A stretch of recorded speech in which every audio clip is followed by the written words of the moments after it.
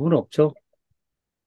각자 생각하고 읽은 만큼 이제 자기에게 답이 되는 건데, 저도 그냥 읽은 걸 좀 말씀드리면, 이제 이 작품을 이제 그 핵심이 되는 게 불의 얘기입니다. 불 안과 불 밖에.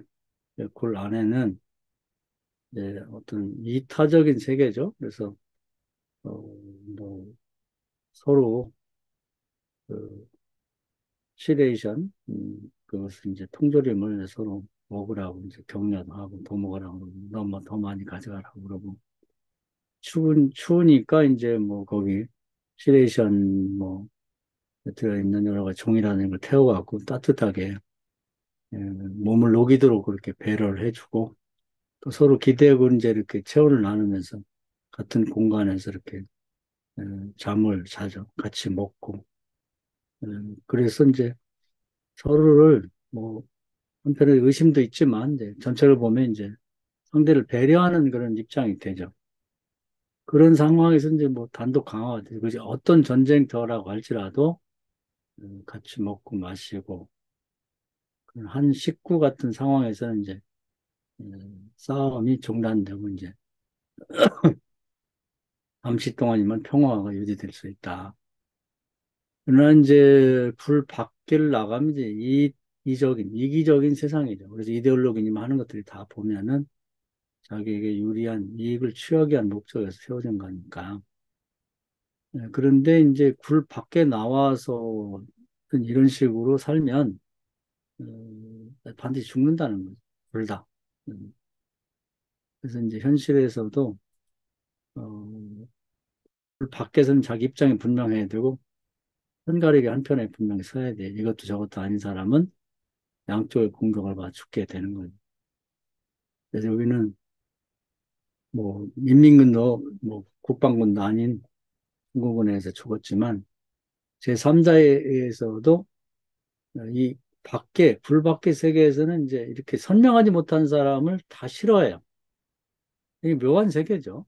그러니까 뭐 정치적으로도 뭐 이것도 아니고 저것도 아닌 사람은 회색분자 취급당해서 그의 뜻이 아무리 좋다 할지라도 그런 거고 죽임을 당하게 되는 거고 우리나라는 특히 뭐 해방됐을 때도 민족주의 계열이나 뭐 사회주의 계열 어떻게 둘 중에 한 군데 서야지 이것도 저것도 아닌 상태에 서게 되면 이제 이쪽으로나 저쪽으로부터 죽임을 당하게 되는 거고 또 별거 아닌 것 같아도 무슨 뭐 지방이나 이런 데서도 무슨 하다못해 뭐 박수치고 이런 데는 다 좋지만 선거를 한다고 할 때 그런 경우도 같이 밥 먹고 뭐 식사할 때는 괜찮지만 딱 나가서 투표하게 될 때는 어느 편인가를 분명히 서야지 이것도 저것도 아닌 상태가 되면 거기서 뭐 그런 불 밖에서 우리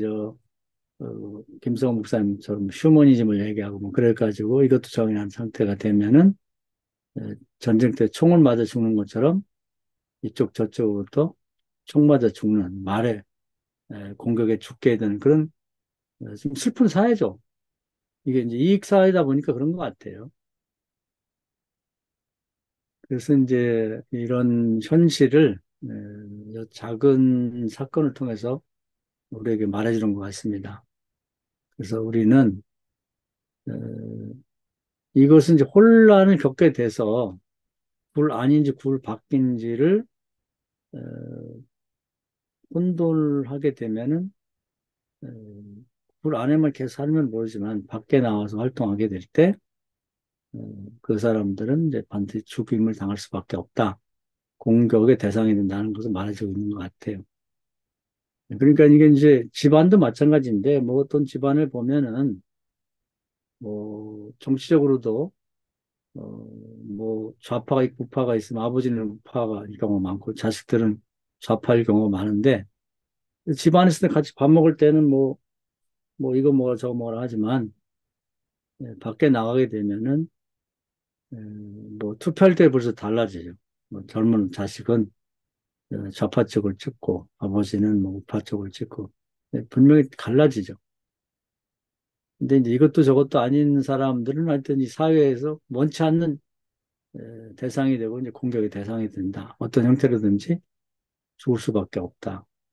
그래서 이 이익 집단의 사회는 휴머니즘 통하지 않는 분명히 자기 어, 어떤 입장을 정하고 이제 그 편에 서야 되는 그런 현실, 그것을 이제 그려내는 것 같습니다. 그래서 극한 상황에서 그렇고 이제 그것이 지금 어, 이 사회 속에도 똑같은 현상이 벌어지고 있다는 거죠.